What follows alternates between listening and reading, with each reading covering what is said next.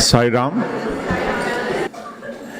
If there is one thing we can't have enough of, that is listening to our Sai story.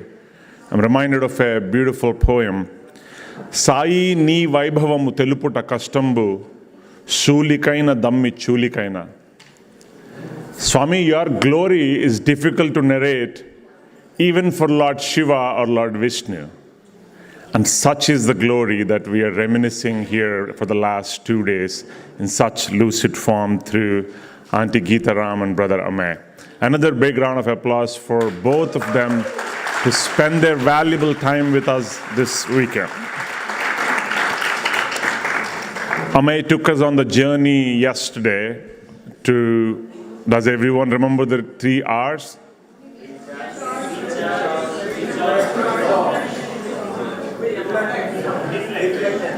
Replace?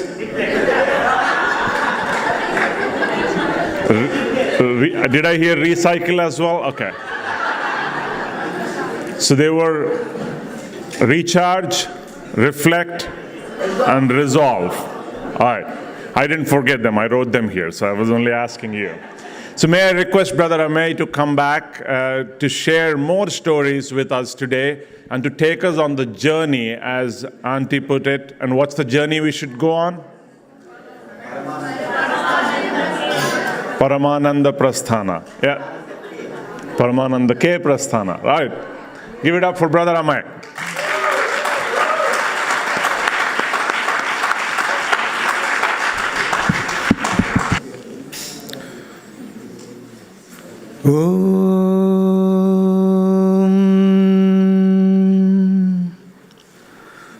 साईश्वराय विद्महे सत्यदेवाय धीमहि तन्नः सर्वः प्रचोदयात्।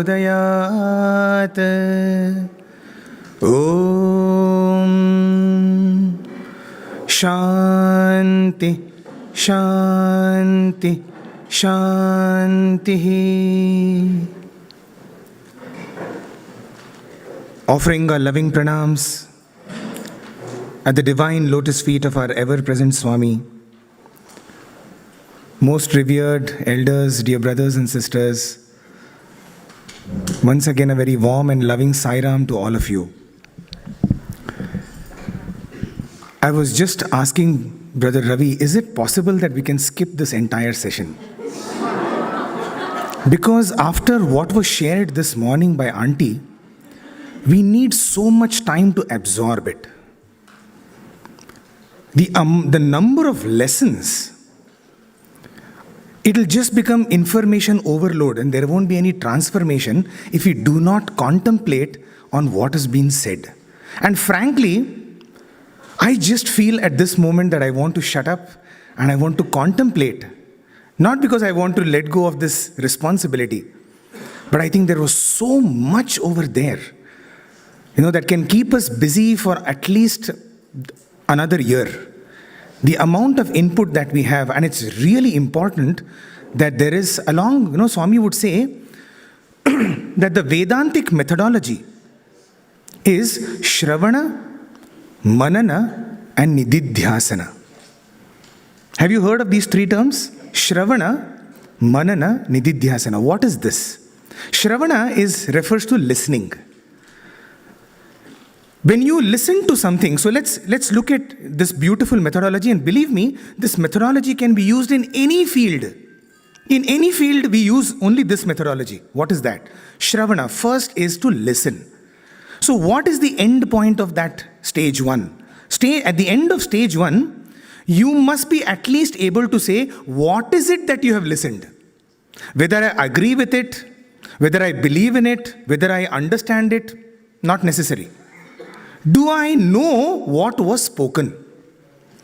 Right? So can we even just, whatever we have heard for the first 1.5 hours, can we even recollect these are the points that were told?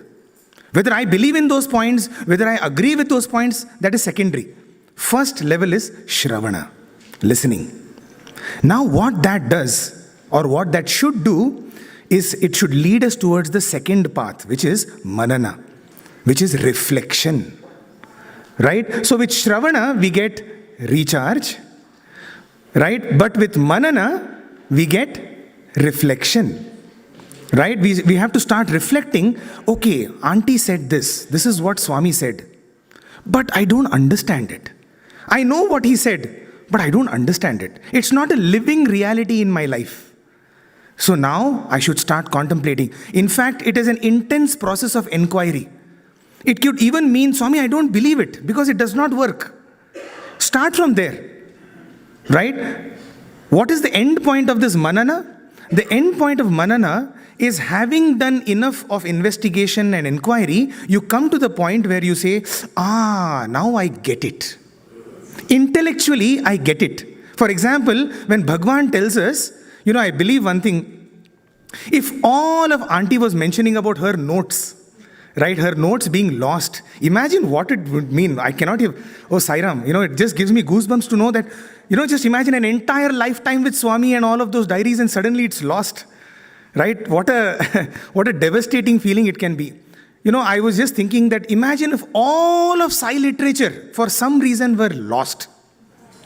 Okay? And only one term was left behind for us. That would be enough. And what is that one term? Prema Swarupa Lara. When Bhagwan would start his discourse, just imagine he never had any doubt in us. In fact, this is one God the God has more faith in his devotees than what we have in him. Because time and again in every single discourse he said, Prema Swarupa Lara. He had no doubt in us. Right? He had complete faith in us that, I am convinced that you are Prema Swarupas. Whether you know it or not, I don't know. But I know that you are. You see that's why I believe, this avatar, every time avatars come, they come for re-evaluation of mankind. You see, mankind evaluates itself and values itself. Every property, right? We have re-evaluation and we have valuation. What happens in a property? We want the property prices to go up. Right? Bhagwan, whose property we all are, he also wishes that the value of this property should go up. But what do? We start to go down. And therefore, he has to come back to look after his own property. He comes to re-evaluate mankind, to tell mankind, hey, you are not a social or political or economic animal, you are Prema Swarupas. Right? So now we hear Prema Swarupa Lara. He says, oh embodiments of love, Divyatma Swarupa Lara, oh embodiments of divine Atma. And we are like, what is that? I think, Swami, you're mistaken. You see how oftentimes I used to feel when Swami would stand at the discourse table and he will thunder, saying Bhagwan is God, Shri Satya Sai Baba, and we will all clap and the entire Kulwant hall, there will be, thunderous applause. And then he will say, and I am telling you, you are also God. And there will be pin drop silence. Because we will wonder, I think you have lost it. You see, that is our predicament. That is how ridiculous our status is. That we do not believe that our own God is telling us that I am God. We don't live with that. So now what do? We hear that I am Prema Swarupa, but now the Mananan has to start as to how am I Prema Swarupa, Swami? How am I Prema Swarupa? I don't feel love for anybody. How can I be Prema Swarupa? So this is where the Mananam starts. Right? This is where the investigation and analysis starts. And at the end of the day, through an intellectual, let it be at least an intellectual exercise, I understand that, that is why he said I am a Prema Swarupa. So that is the end of Mananam. But even there, our journey does not end. Where does it end? Okay, now that I have understood, at least intellectually I have understood that I am Prema Swarupa, now let me start practicing it in my day-to-day life. And that is the third stage, which is Nididhyasanam. By the way, this is not what I wanted to share with you. This was, thanks to Auntie. Or rather, no thanks to Auntie. Right? Because I just thought that there was so much Shravanam we had done, so much listening we had done. Where is the time for Mananam? And then one entire lifetime for Nididhyasanam. So, I really feel that, at this point of time, and let us, in fact, during this next 1 hour, I will try and we will actually do Nididhyasanam with you. Okay, are you ready for that? It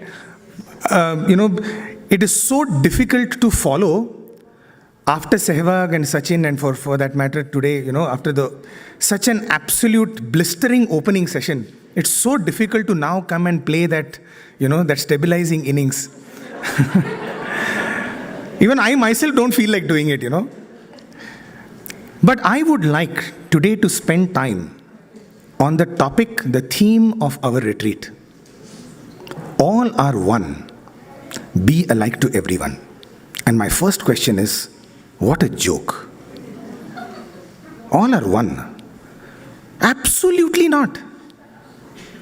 Tell me which over here, is there one other person, probably if Arun and Varun were here, at least they could say that we are the closest to being one. We are like twins. We came at the same time, right? We have the same parents. We have the same Lord, right? So they are the nearest to being one. But no two people over here are the same. Then what are we talking about, all are one? Have you ever thought about it? Or is it like, Swami has said something? Let him say.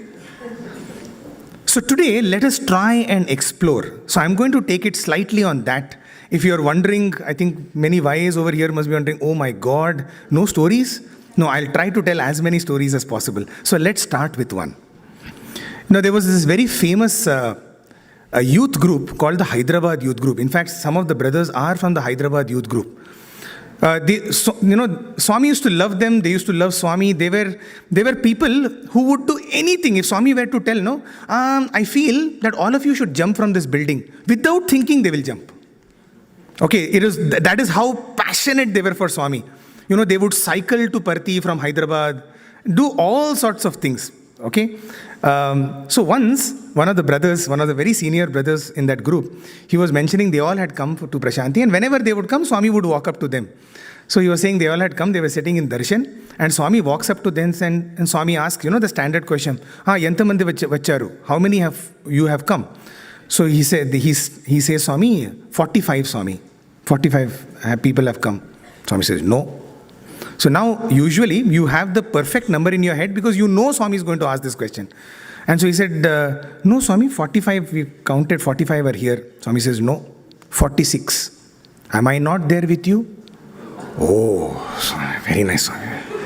Okay, good, nice, it feel good answer. Hey, Swami is with us. Okay, so that day, of course, Swami doesn't call them. Next day, Swami walks up to them and Swami says, Yantamandi vacharu, how many of you have come? So now you know. So he says, Swami, 46. No. Huh? Yesterday you told. Then Swami said, am I not there with each and every one of you? So you're 90. Okay, so, okay, 90. Oh, great answer. Okay, thank. Keep it in mind. Next day, once again, Swami comes back and asks, Yantamandi vacharu? Okay, and he says, Swami, 90, Swami. No, wrong. Are? He says, only one. Because aren't all of us one? Now, once again, Shravanam, Mananam, Nididhyasanam. Do you know, if you just contemplate on this one instance, in this one instance, Swami gave out 3 major philosophies. The first one is Dvaita, the second one is Vishishtadvaita, and the third one is Advaita. Okay? The Lord and his devotees, 45 plus 1. Okay, that is Dvaita. I am with each and every one of you. That is, you are part of me and I am part of you. That is Vishishtadvaita. And actually, there is no difference. All of us are one, so only one has come. That is Advaita. You see, that is the ability of the avatar to simply clarify, to simplify the most ultimate of all philosophies. And I wanted to start with this because we are talking about all of us are one. When Swami said, all of us are one, what does it mean? And so let us try and explore this entire idea of all are one. What do we mean? Or how do we understand? How is this oneness there? So let me take you a little bit into where science is today.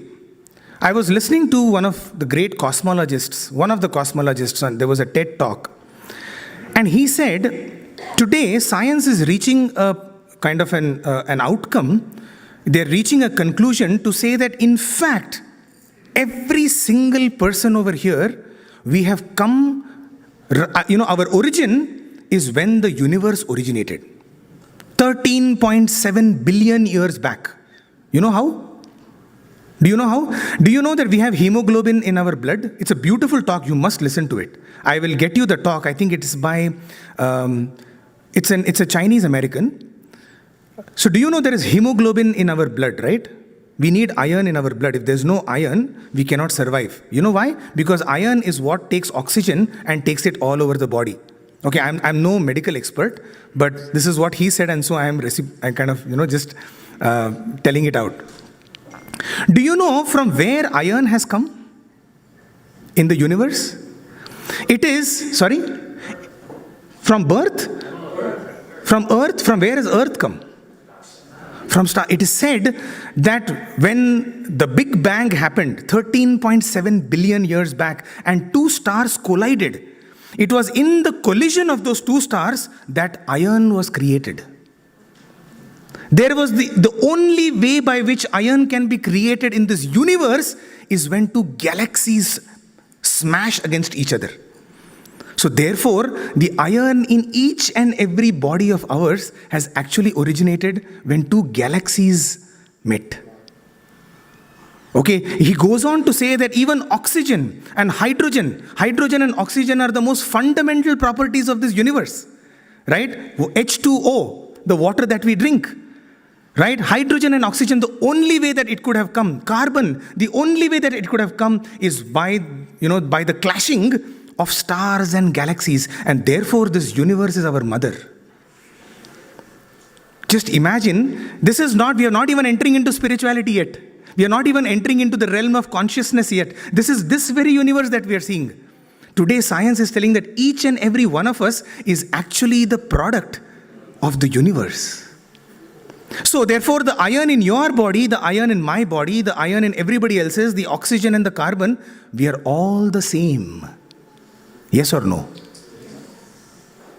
Is this one way of looking at why Swami is saying that all of us are one? Because even from a body perspective, just look at our own bodies. As different as we may look, the stuff that we are made of is the same.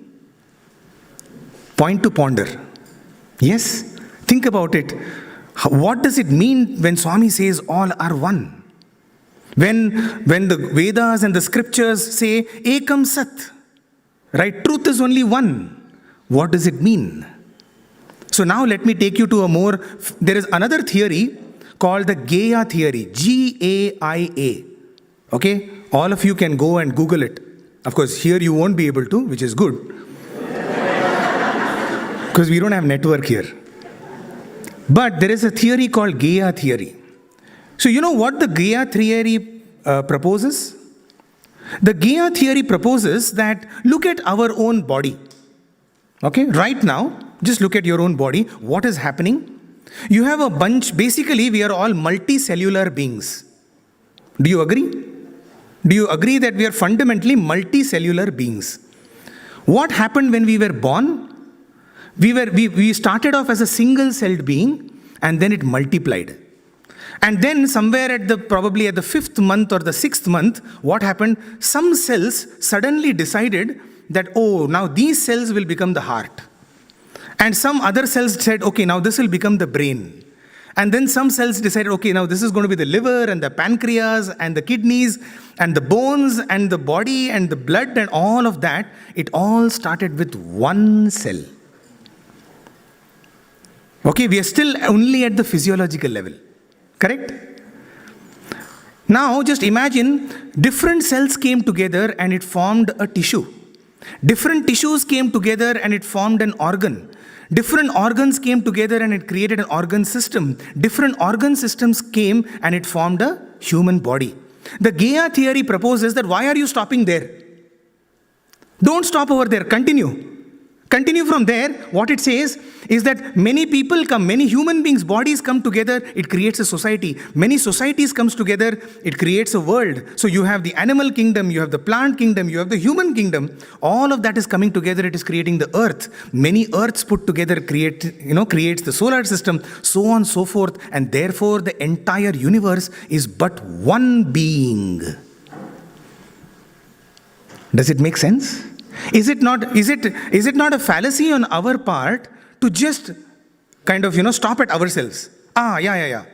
And when I kind of read this, as part of our human values work that we do, I was reminded of exactly what Auntie was mentioning this morning. She said, in one of the places, Swami said, look at your own human body, right? When a thorn pricks your leg, what happens? The hand doesn't say, it's not my department. Hey, leg, you don't even know how to walk. Look after yourself now. What happens? The hand, which is a completely different organ system, automatically, simultaneously, almost instantaneously, the entire body feels the pain. Correct? Yes or no? The entire body feels the pain where it has hit somewhere at the leg. Even the smallest of the small finger, something happens, the entire body feels the pain. The hand goes automatically to pluck out that thorn. Swami gives this example. Right? What happens? The hand plucks out the thorn, tears start to roll down, right? And from the brain, the nervous system says, ambulance, what is the number over here? 911?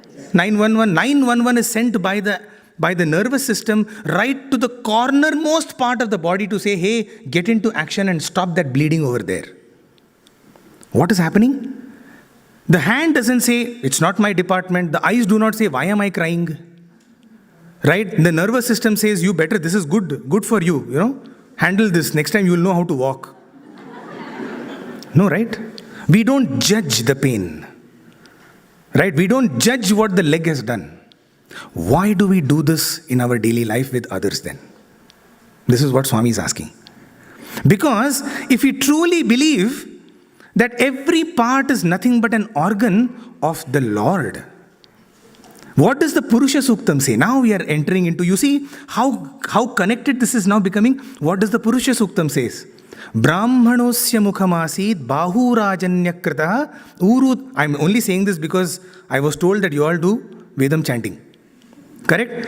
Brahmanosya mukhamasid bahurajanyah kritah urutadasya yadvaishah padbhyagum shudro ajayata chandrama manaso jatah chaksho suryo ajayata mukhadindrascha agnischa. The entire Purusha Suktam, I don't know whether you know the meaning of Purusha Suktam. The Purusha Suktam, you know what it is? We all chant it.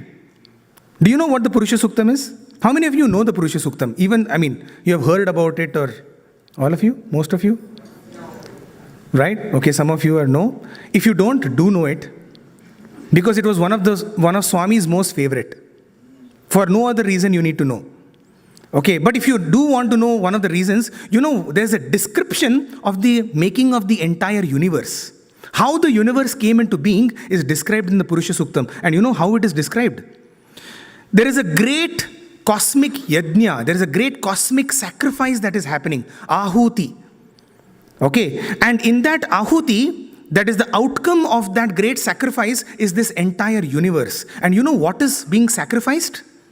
There is the Purusha who is conducting the sacrifice, and you know what he sacrifices into the sacrificial fire? Himself. It is mentioned that he himself, who is doing the sacrifice, decides that there is nothing else which can actually create this universe, and so he sacrifices himself as the Virata. Okay, and out of that comes this entire, so Grishma idma sharadhavihi sapsyasan paridhayah trisapta samidakritah. This is the description of what came out of that cosmic yajna. God, the Vishwa Virata Swarupa, the Purusha, himself became this universe. Very, very close to the Big Bang, very, very close to the Gaia theory. And therefore, Swami is now saying that if one part of the society is suffering, how can you say that you have got nothing to do with it? How can we be indifferent? Simply because that is part of the same body.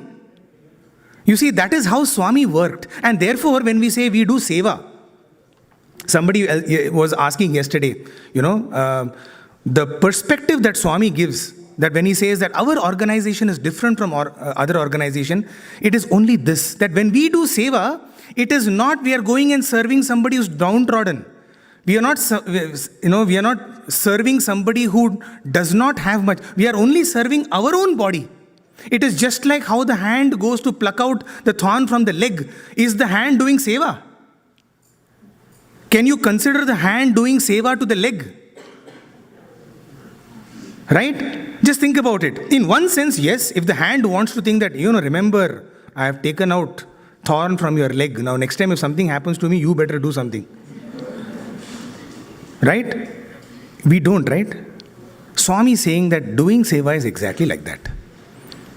Therefore, when you say, in fact, one of our very senior sirs, he was saying that when Swami was explaining this, he got a beautiful insight.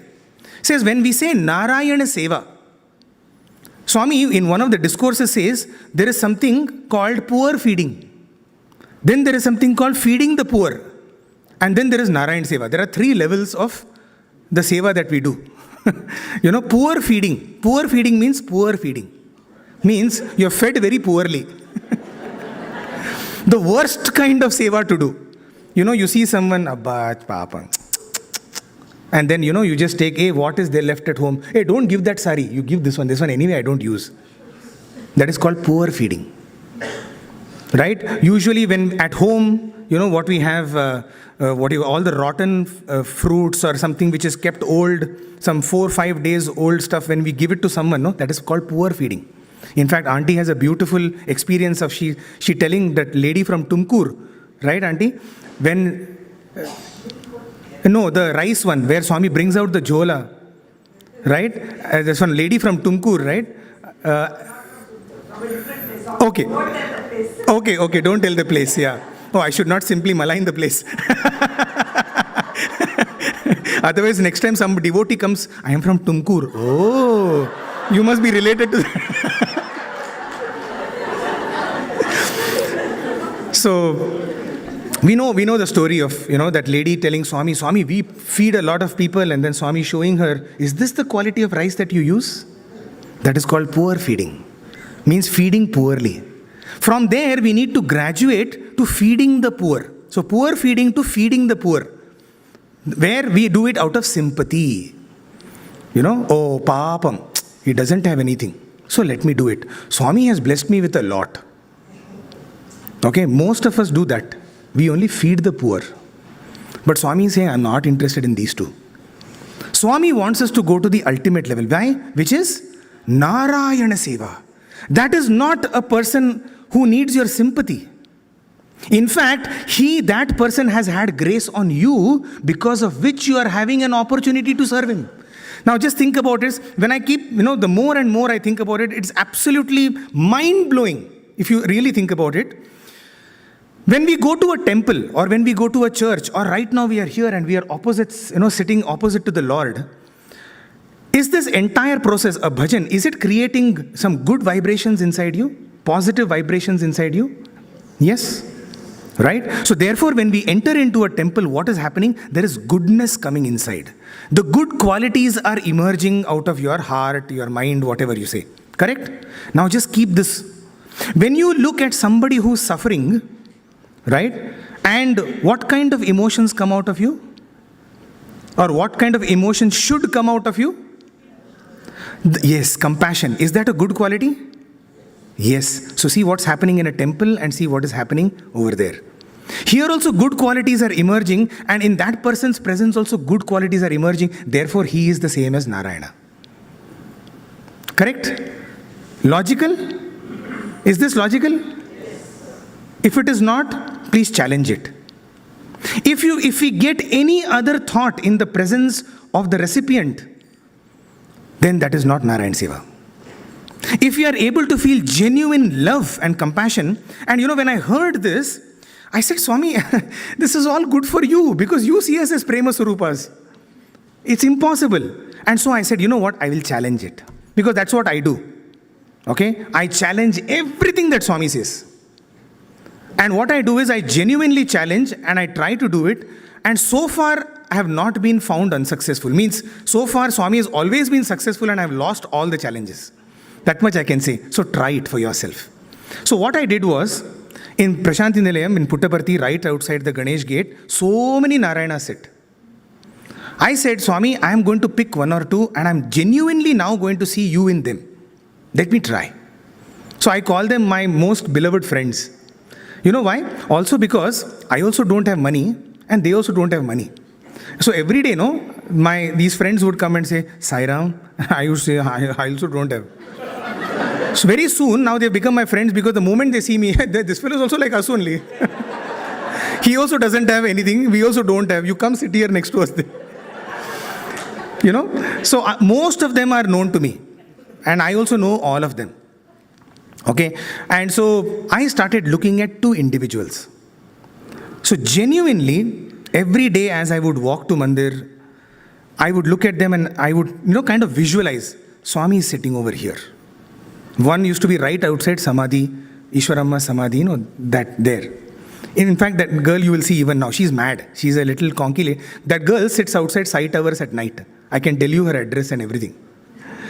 Okay? Even now she'll be sitting outside there. She'll say, she does that. She just sits over there. I said, Swami, I will start seeing you in this. Okay? And so every day what I would do is whatever breakfast was cooked at home, I would take a little bit of that and I used to offer it to her. And with that feeling that, Swami, I am offering it to you. Please accept this. Because we have done Naivedyam at home also. Same Naivedyam. I'm not giving you anything different. And then there were days when I would just take glucose biscuits for her. I would take banana for her. And if nothing, just mixture, that was there at home, I would offer it to her. And every day, the moment she sees me, I used to see Swami's smile in her smile. One day, you see how the mind is, one day, continuously, see after that, even fatigue sets into us. There's no fatigue for them. There's no fatigue for Bhagwan, but there's fatigue for us. It's called compassion fatigue. We are tired of showing compassion also. You see, Bhagwan never had that. Okay, but we are not at that level, no. So, I used to take banana. After some days, she came to know that this fellow was going to give me only bananas. So one day, as I was, going, and the moment she sees me, she told, go, I don't want your banana. At that moment, the moment she did that, just imagine it's a crowded street over there and she's telling me, loudly, at that moment I said, how dare you? How dare you? Do you know that I'm doing this for you? Okay? And I just stormed past because that anger came into me and I got kind of, disgusted with the way she, do you know every day I'm coming and giving it to you? Okay? And as I walked a little bit front, suddenly it hit me. Ayyo, mistake. You see, my Swami, if I was really seeing Swami in that girl, my Swami is telling, I don't want your banana. If my Swami were to tell me, I don't want what you're giving me, would I do this? Hey, get out from here then. No, right? If Swami would have said, I don't want your food, I would simply say, okay, Swami, tappa indi, sorry, I have done some mistake. Right? We wouldn't have done that with Swami if Swami were really there. And therefore, Swami is all the time telling, I don't want your numbers. Because if you say that I am serving 10,000 people, it is impossible to treat all those 10,000 people as Narayanas. Yes or no? Right? Our effort will go all into treating that one person as Narayana, isn't it? And therefore, in our Satya Sai Seva organization, the Seva is very different from all other organizations. You know why? In all other organizations, we use what are called corporate techniques to gain efficiency. What is efficiency? Any management student, for that matter, any student over here should know what is efficiency. What is the definition of efficiency? Maximum output with minimum input. Correct? Simple definition of efficiency. We want, what is an efficient process? Where I maximize my output with minimum amount of input. Now we bring that concept and put it into our seva also. Means I want to serve as many people as possible with as less resources as possible. You know what Swami is telling? I don't want your efficiency. Throw it out. If there are 5 people to serve, and if 10 people can go to serve those 5 people, I want that. You know why? Because 10 people are going to get the experience of serving. Swami completely flips it around. It's a very mind-boggling concept. You see, in most of our tendency is to bring in corporatism into our organization. Let's gain efficiency. Let's gain effectiveness. Let's do hierarchy. Let's have an organization structure. Right? What Swami is saying is, no, I don't want all that. I simply want you to serve. Why? You know why? Why service is so important? Because service is the only way by which we can become selfless. The only way by which we can eradicate. That day when that girl told me, hey, Papa, it hurt my ego. And I was not prepared for it. Right? It is to remove that ego. Swami wanted to say, this only is what I don't want. I don't want this ego. As long as this ego is there, just like I told you yesterday, you see how many mistakes I've done. Gram Seva also I never learnt. I was telling you about the Gram Seva experience yesterday. So what I keep doing is, I myself, and you also can try this out. Try. Right? We can try it when we are serving. Let us try to serve like that. Of course, I'm not by any means of imagination. I've not reached, where Swami wants us. But I can only share my experience with you. Today, in fact, the other Narayana, who is my very good friend, I did not know, he speaks in multiple languages. He is, below his body, he is paralyzed. He's got polio. So, he'll be walking on the road with his feet. And so you will see him also. Why I'm telling you is because when you come to Prashanti Nilayam, these are my Narayanas. I want to see Swami in them. I'm striving to see Swami in them. And my point is, what Swami am I going to see in Prashanti Nilayam if I'm not able to see Swami in living human beings? In living beings, I'm not able to see. Swami is saying, all are one. See me in everyone. I am the Sarvantaryami. Right? So, how do we now develop this ability to see Him? I am reminded of a beautiful analogy. And this is something that probably will be useful to you as well. Just seeing the time. 12:30, right? We end by? Yeah. There was a beautiful analogy that was given. And the analogy goes as follows. So imagine you are watching a parade. Okay? And you are on the ground floor. You are watching the parade. What parade do you have? Some here you have in New York or something. You have like an... Oh. May 6th. Ishwaramma Day. Thanksgiving parade. Okay, I thought some Ishwaramma Day parade was there. Thanksgiving parade, you have a very famous parade, right? So imagine you're watching that. And so now what is in front of you is your present. The parade that has gone past you is the past. And what is about to come that you do not know is the future. Okay, so present, future and past. Okay, so we are at this level. Imagine you have a friend. You are at the ground floor, but you have a friend who's standing on the 20th floor of the building, okay, and you are on a call with him. And you ask that friend, hey, are you seeing what I am seeing? Okay, and your friend will say, what are you seeing? Because I am able to see everything. From the 20th floor, does he have any past, present, or future? From the 20th floor, he is able to see everything, isn't it?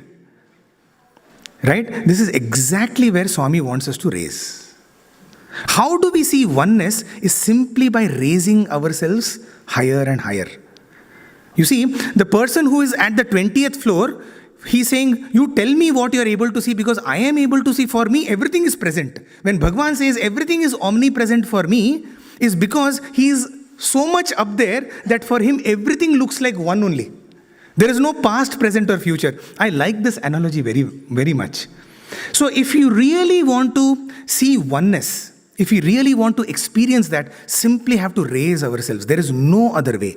If we are constantly going to identify ourselves with this little self, this body, mind, we will never be able to achieve that oneness that Swami is talking about. At this point of time, I would like to tell you another story. How do we gain that oneness? And this kind of mixes and matches with what I was mentioning yesterday as well. When I said in resolve, we try to resolve. What did we say in resolve? We said add Swami, allow Swami, achieve Swami. Correct? If you remember, add Swami. So this was one story that was told in Swami's presence, and Swami loved it. But the insight that Swami gave was even better than what the speaker gave. So this happened during the Atirudra Mahayajnam in Chennai. So one of the brothers, he narrated this, in his speech. There was a very rich gentleman who had lots of property, and he had 3 sons. And as he was about to die, he had written his will, and he told his sons that all of whatever I have, I am giving it to you. I have kind of, partitioned it in as per your capabilities, etc. Don't fight, just divide this. And he passed away. So they all took the will and they went through and they found, Now this rich man, or this man who passed away, he had 19 camels. Okay, he had 19 camels. And in his will, everything else was quite clear. These 19 camels, he said, you please divide it into amongst yourselves in the following proportions. Half of the 19 will go to the first son. 1/4 of these 19 will go to the second son, and 1/5 of the property will go to the third son. Now, what is half of 19? 8.5. How do you divide 19 camels into 8.5 and 8.5? 9.5 and 9.5. Sorry. Right? 9.5 and you can't divide. Okay. Can you divide 19 by 1/4 and 19 by 1/5? It's all some fractions like this 0.0 something, it will come. And so all the 3 brothers started fighting. Okay, that there is some mistake. I'm sure you coerced dad into putting it this way, etc., etc. And this jagada, this quarrel started. And usually, what happens in India when a quarrel starts? It is free entertainment for everyone else. There's nothing greater than watching a quarrel. Stop that soap opera, man. Live soap opera is going on. We all come and we watch it. So all people gathered over there and they were watching. And all of these are, people are fighting. The brothers are fighting. Just then, a wise man comes there. Okay, and the wise man asks, what's going on? And so they explain to him the predicament. There are these 19 camels, and the father has said 1/2, 1/4, 1/5. Now we have no idea how to, divide this. And so this wise man has 1 camel of his own. And so he says, I have a solution to your problem. Okay, what is the solution? He says, you add my camel to your 19 camels. Oh, very good. Somebody who's coming and giving something to us. Definitely. So they add. So now totally how many camels are there? 20. Now let's do the same math. Half of 20 goes to the first son. How much? First son will get 10. 1/4 of 20. How much is that? 5. Second son gets 5. Third son, how much is he supposed to get? What is 1/5 of 20? 4. 10 plus 5 plus 4. How much is that? 19. He takes away his 1 camel and he goes off.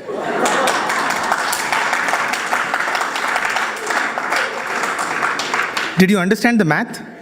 Simple, no? This man, he added his 1 camel, right? And then he takes it back. So this story was told in Bhagwan's presence. And just like all of you, everybody enjoyed. Swami also enjoyed. And when Swami came back to Sundaram, as he was having dinner, he was asking, what was good in today's speech? And so Anil Kumar said, everybody said, Swami, that story of camel was very nice. So then Swami said, what did you learn from the story? Then they said, Swami, that, how it was divided, wonderfully it was divided, very miraculously it was divided, and then Swami said, na, kadu. This story is not about division. This story is about the addition.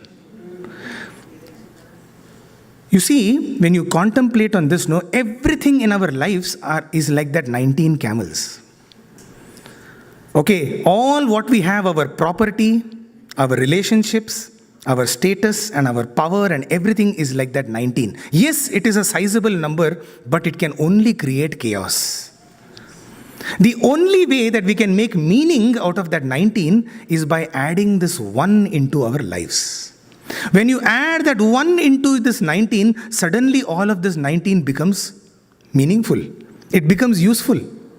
Swami said that adding that 1 is adding God to your lives. Once again, all of us are one, be alike to everyone. What is that 1 is adding God to our lives. How beautiful, isn't it? It's not about division, it's about addition. With the moment we are able to add God to our lives, everything in our lives will start making meaning to us. You remove God, and you know what the beauty of it is? This is highly layered. This story is highly layered. It has multiple layers.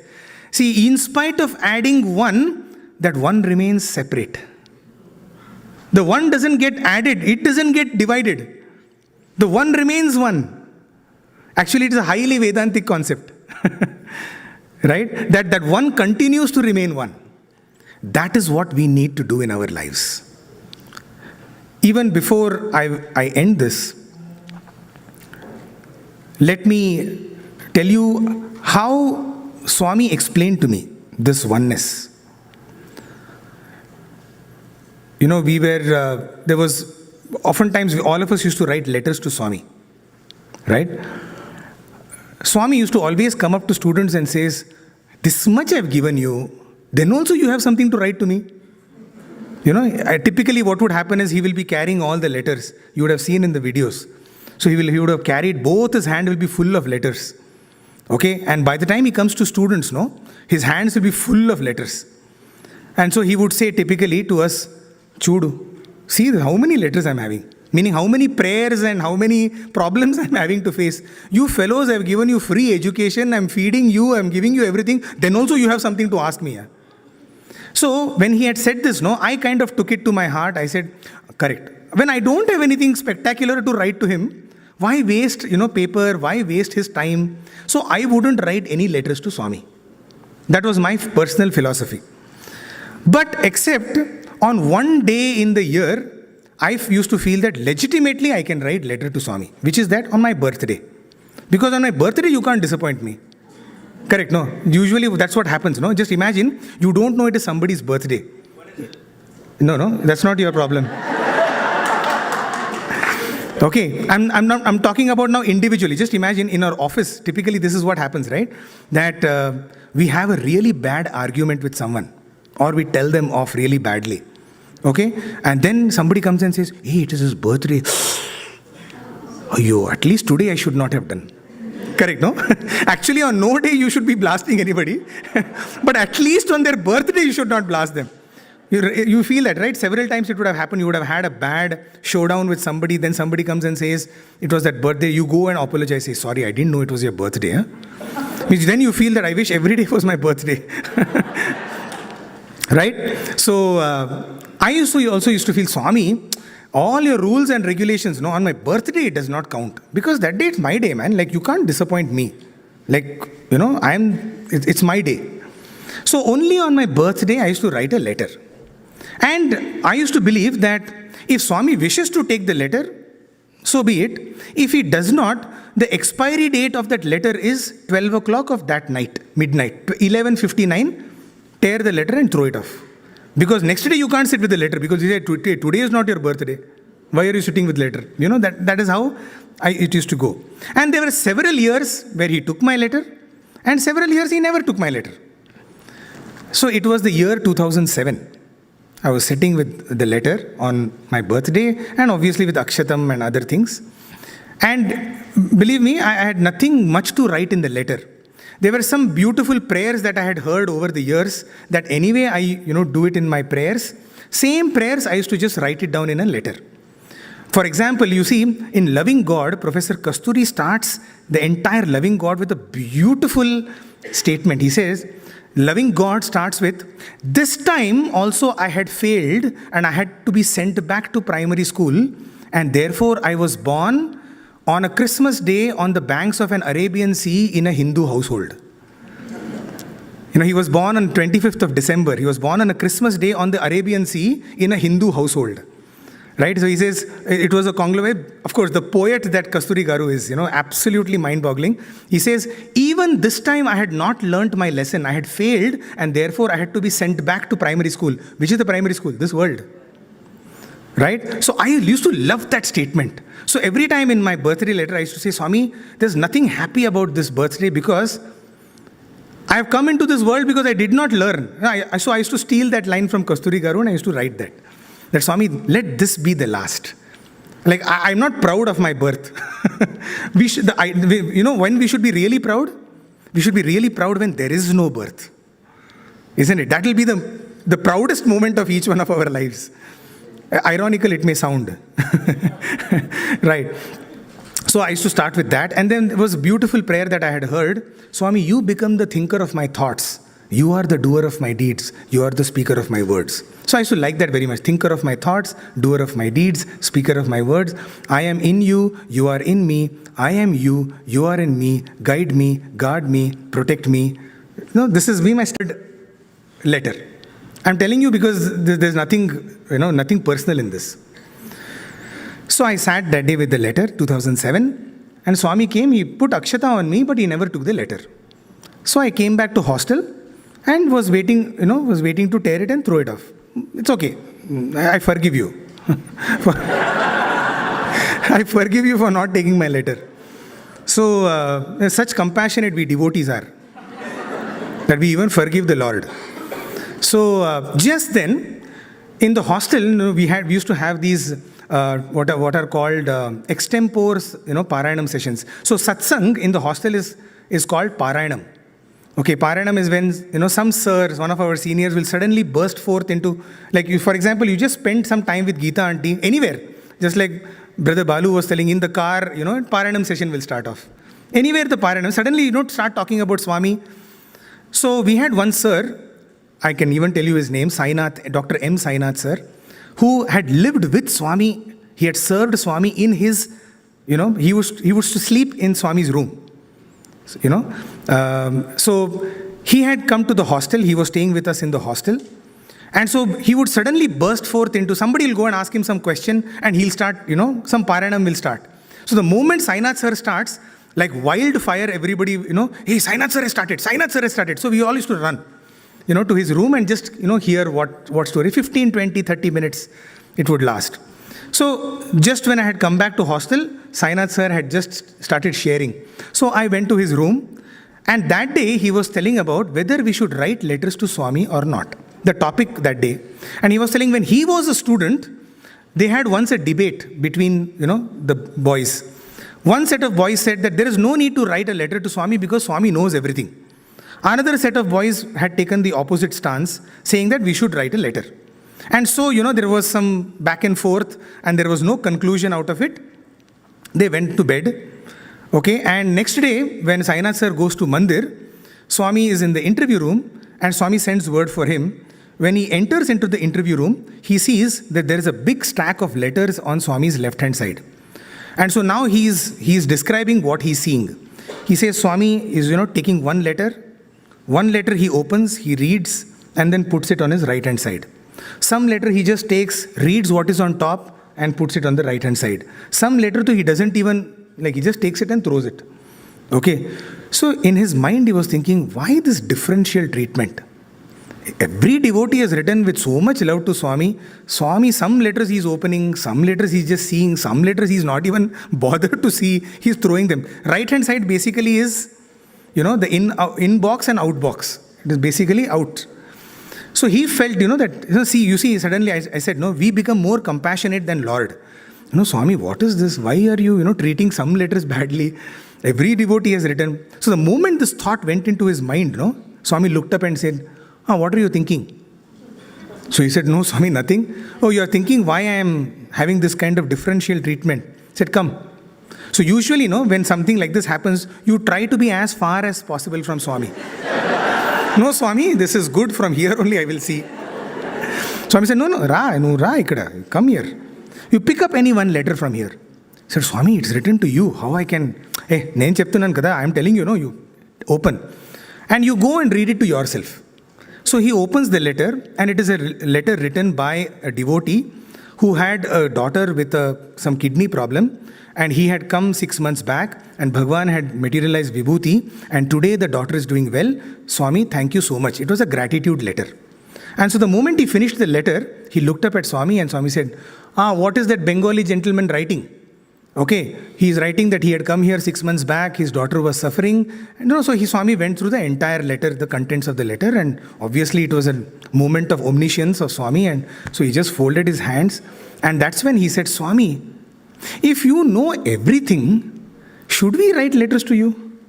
Anyway, you know what is there. Why are you doing this act of going through the letter, right? Some letters you're opening and reading, some letters you're not. Why this act when you know everything? And then Swami said, you are not writing the letter, beautiful words, huh?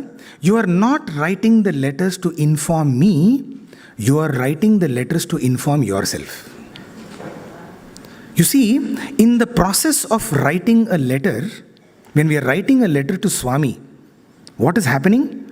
Our thought, our word, and our deed are becoming one.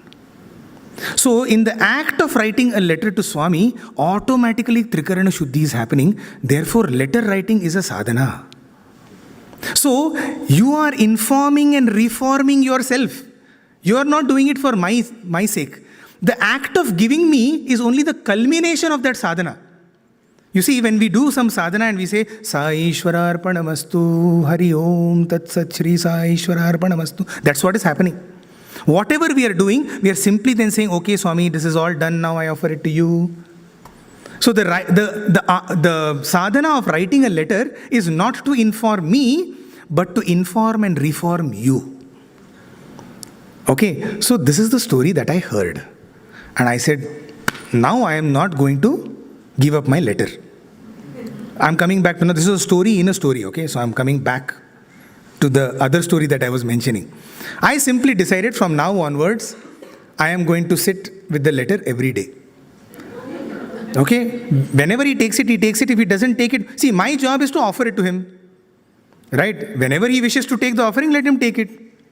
I sat for 4 months with that letter. Every day, I would sit with the letter and just like this. Means there's no idea of even handing over it to him. Just sit like this. Okay, so much so that entire paper had got soiled with my sweat of my skin, you know. So I had transferred the contents of that letter onto another paper. Okay, and I had sat like that. And it was 4 months later, one day, I think out of sheer compassion for me, I was sitting in the bhajan hall, sitting in the 4th or 5th line, and you know, Swami looks at me, he's just come for bhajans. Before bhajans, he's sitting over there, just looking around like that. You know, this is how he does. Like, buddy, this fellow is holding that letter for 4 months. Let me relieve him of his suffering. You know, he's, So I got up and I went to give the letter. My only idea was to give the letter and be done with it. Because I don't have anything to ask, right?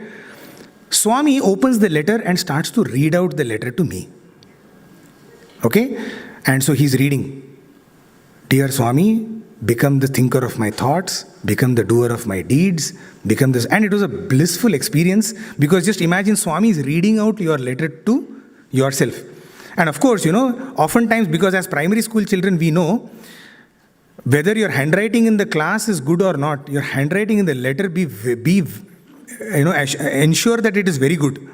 Because otherwise he is not interested in your content. He'll first smash you for the quality of handwriting. Okay, so in the best possible handwriting we will write, you know. And so he's reading out this entire message to me. And then he comes to this part where he says, I am you and you are me. Okay, let me realize this, O Lord. And then he takes this. I was so scared because just imagine, in any other religion, no, it would be like blasphemy, right? To say, I am you and you are me. I had not thought much about it. But he takes that letter and he underlines that line. Okay? He says, I am you and you are me. And then he pats me on my chest and says, Idi Badram ga penchuko. Develop this feeling more and more in your heart that I am you and you are me. And then he folded that letter and he put it back into my pocket. And he said, think about this letter, contemplate on this letter every single day. I have brought that letter today with me. I still have that letter. In fact, it is exactly like how Swami had folded it. Okay? So you can see the condition. Now I have put cellophane tape and all for the letter because, such was you can see how orange it has become, this letter. So this is the letter. Right? I wanted to show you because exactly that line is over here. You are me and I am you. Let me realize that, O Lord. Okay, and this is exactly how he even folded it. Okay, and he put it back into my pocket. And of course, I carry it everywhere that I go. I think some of my friends were telling, man, like all of us and all the other devotees have had letters from Swami. You are having a letter written by you to yourself, meaning he has given you back your own letter. I think Swami felt this guy doesn't even deserve my handwriting. Like my letter also should not reach him. Your own letter, you keep it, that's enough. Right? But this is what that oneness is about. I and my Swami are one. If that is not what we contemplate on, we will never be able to achieve when he says all are one, be alike to everyone. It is the same Swami who is beating in each one of our hearts. It is the same Swami who is breathing through each and every one of us. So now, at this point of time, let us do a small exercise to actually experience that Swami. We will experience him right now. Are you ready? All of you, sit relaxed.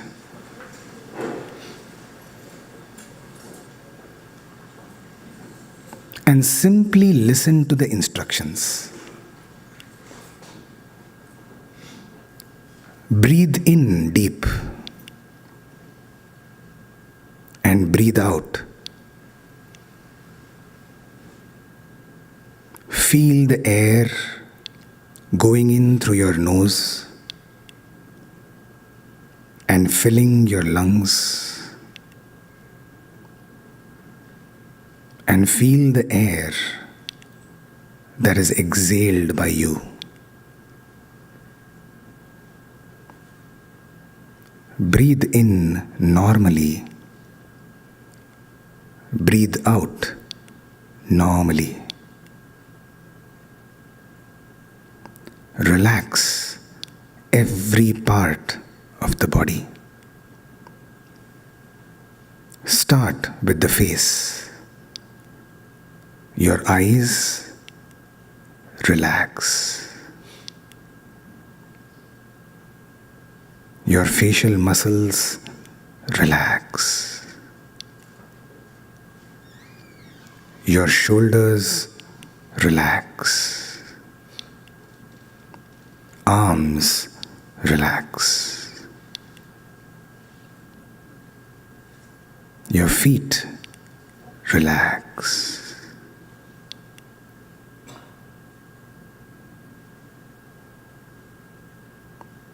Now, simply listen to any sound that is coming around you. Do not label the sound. Do not analyze the sound. Simply listen.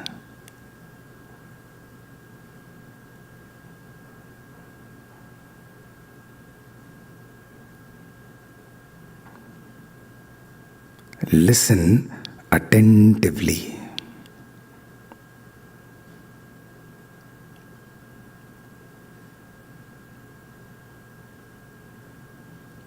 Do not analyze. If a thought comes, just watch the thought come and watch the thought leave.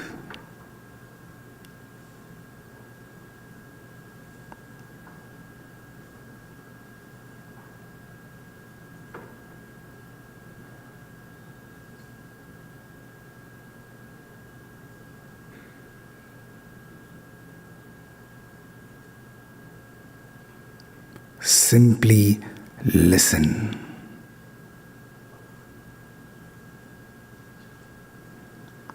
Listen to yourself breathing.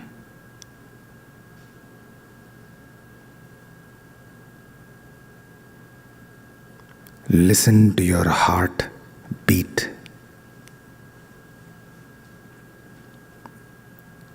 You're now completely relaxed.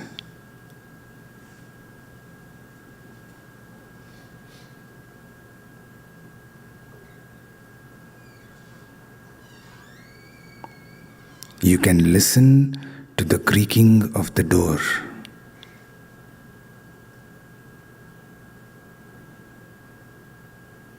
In the far corner, you can listen to the motor running. But you are here. You are full. You're complete.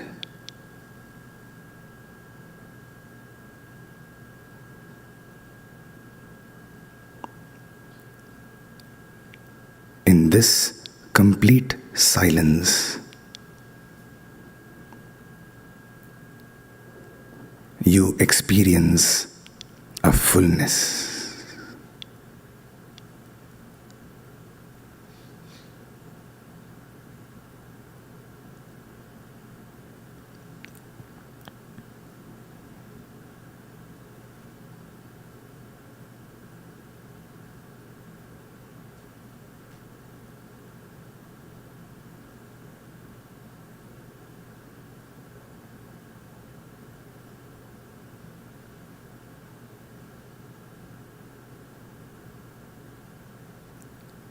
Breathe gently and focus on your breath.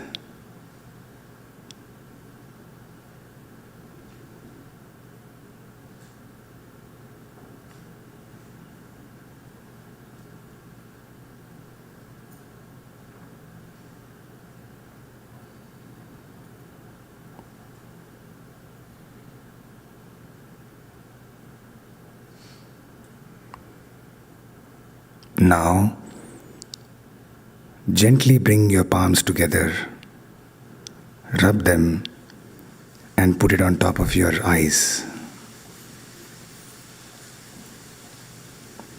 Thereafter, you can open your eyes.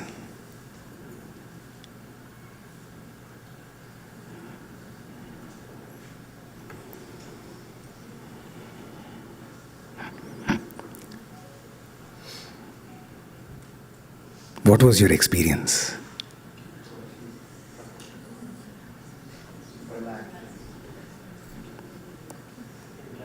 What was your experience? Relax, peace, calmness, tranquility. Sorry? Oneness. You see what you have done. At this point, right as we were all experiencing this, was there any other thought? Was there any pain in our lives? Was there any moment of sorrow in our lives? No, we were complete and full. All of us were experiencing the same peace. Right? When we are all experiencing the same peace, so much so that I'm sure some of you may have even gone into slumber. If I would have continued this for another 5 minutes, no? Right? If I would have continued this for another, suddenly... No. Don't laugh. You know what? The only difference between deep sleep and meditation is exactly, be alert, be aware. When Bhagavan said the only difference between deep sleep and meditation, why deep sleep is considered tamas and why meditation is considered sattva, the only difference, the experience is very much the same. The only difference is our ability to stay aware. The moment we lose that awareness, it becomes tamas. That is the only difference between sattva and tamas. Rajas is very different. Rajas is full of activity. Whereas tamas is also dullness of the mind, but sattva is also a kind of tranquility of the mind, but with awareness. And you see, at that level, no, we are all one. Was there any difference that you felt at that moment? You see, that, I'm telling you, this is only just a jhalak. This is just one peak. This is not meditation, by the way. What we did was simply what is called the technique of yoga nidra. When I say relax, right, you just relax yourselves. And this breath of ours, no, when Swami says 21,600 times a day we are saying to ourselves, there is something called a japa gayatri. Right? There is something called an ajapa gayatri. That which we do not have to do japa of, but that is which is constantly happening. You know what is that? Our own breath. There is a gayatri that is happening all the time, whether we want it or not.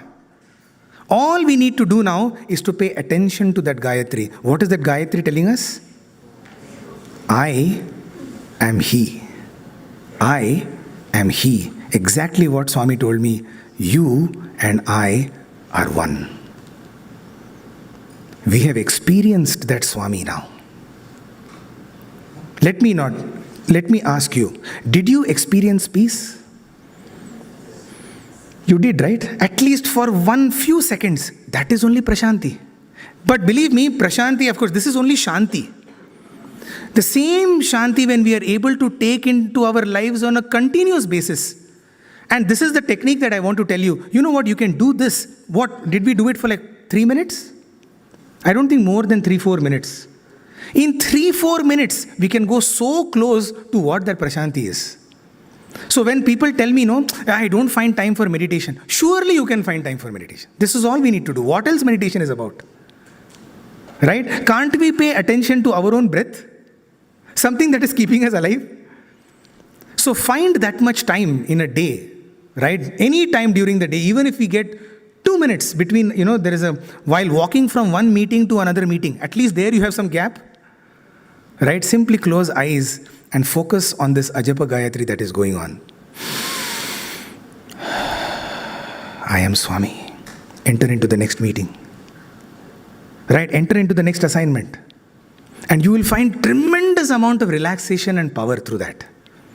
This is the oneness that we all can experience. Can we do this? Yeah, let us resolve. Right? We have recharged ourselves with Bhagwan's stories. In this session, we try to reflect. And therefore, I'll once again say, let us take that resolution because we have to carry Prashanti in our hearts. Prashanti is definitely the pinnacle. It is a place, yes. But Swami created Prashanti to bring Prashanti into our hearts. Correct? So that every time when we go, you see what happens, Bhagwan often would say, what happens when we go to a temple, like Tirupati for example. You go all the way, stand in the Tirupati for like 7-8 hours line. Right? And finally you enter into the sanctum sanctorum, and when you're standing opposite to God, what do? Close eyes. Are 7-8 hours you are standing. For what? To go and close your eyes. Isn't it so ironical? That we actually, just imagine we have sleepless nights and we reach Prashanti Nilayam. And finally when we sit there opposite to the Sannidhi for bhajans, close your eyes.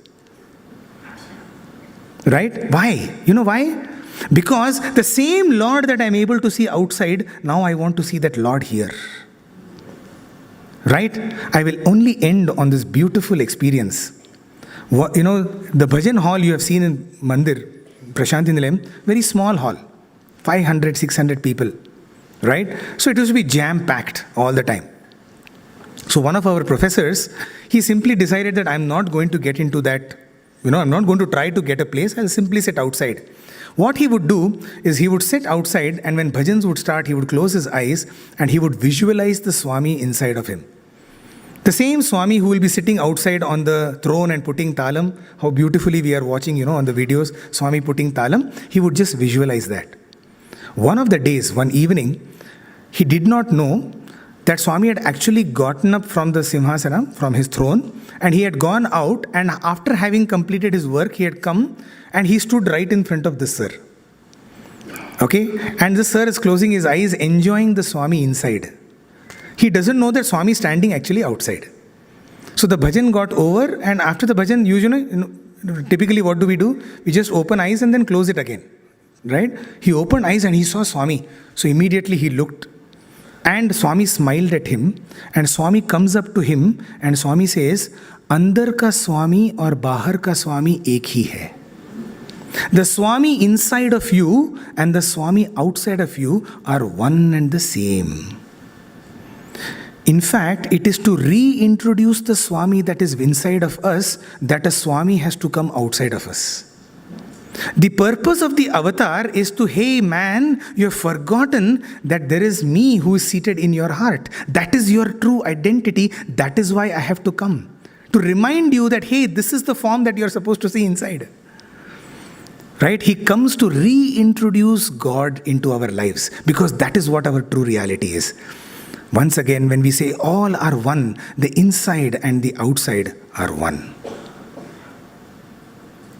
Thank you so much for this opportunity. May Swami be always with you. Sai Ram.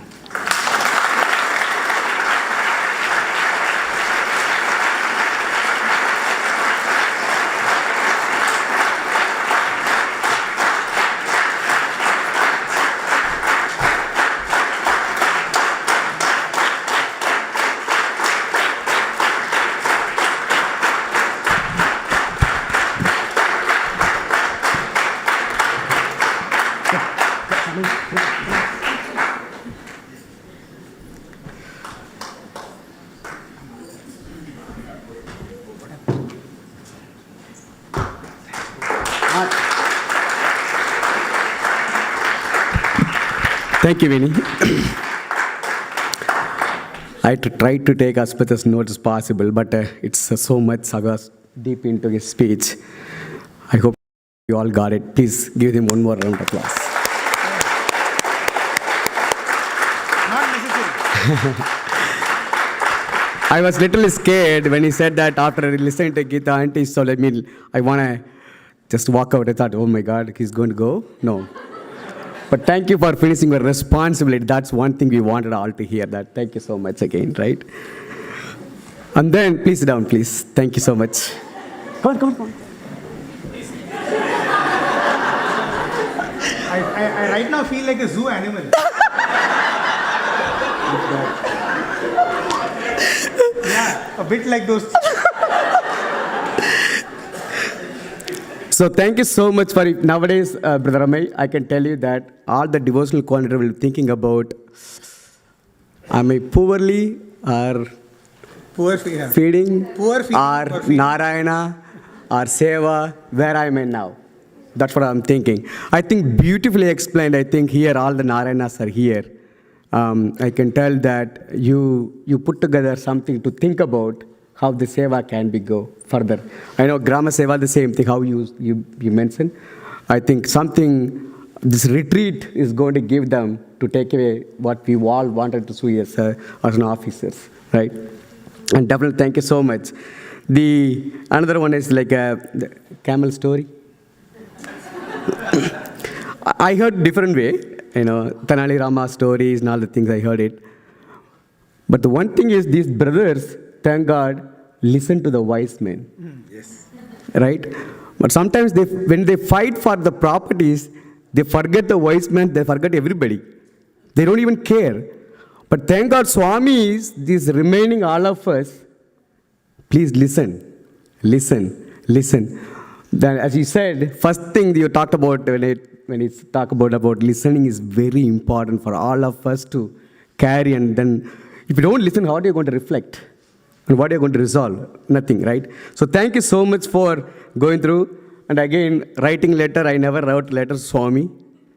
Now I'm thinking, it's really good actually, the way I think one day Swami is going to give me a letter I can carry all the time. No, I think letter writing is a wonderful sadhana. Yes. Right? Whatever, especially for the YAs, I would say, I guarantee you that you start writing letters to Swami and you will get answers to your questions. Because that is how Swami will. Once again, it is not the only way, but find your own way. Yes. Find your own way to connect. Right? Surely it's a very powerful sadhana, and if done well, surely you will find results for it. Yeah. Finally, thank you for jumping on the theme, which is very important, all are one, which is beautifully explained. Like, I think seeing everybody as Narayana, and then coming back to, you're realizing yourself that Swami is in you. Thank you so much, brother. Let me call Balakaranam.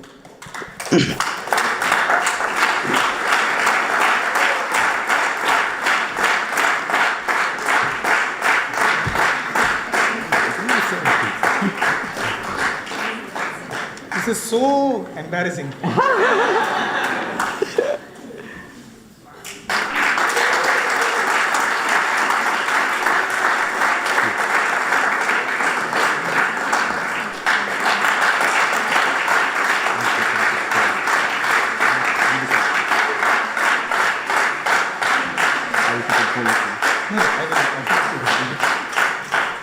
Thank you so much, brother.